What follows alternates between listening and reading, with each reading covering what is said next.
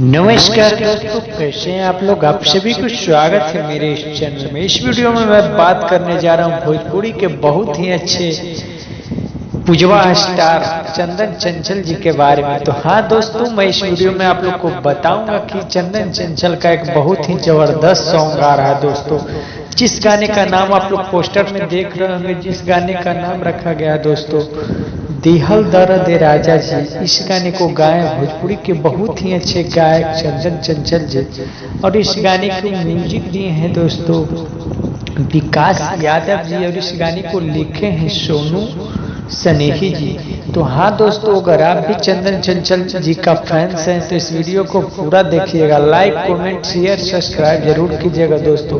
और मैं बताऊंगा कि इस गाने को रिलीज डेट अभी नहीं निकला है दोस्तों, लेकिन ये गाना कल तक रिलीज कर दिया जाएगा। इस गाने को आप लोग देखना चाहते हैं तो म्यूजिक वाइड यूट्यूब चैनल पे जाकर इस गाना को कल देख सकते हैं दोस्तों।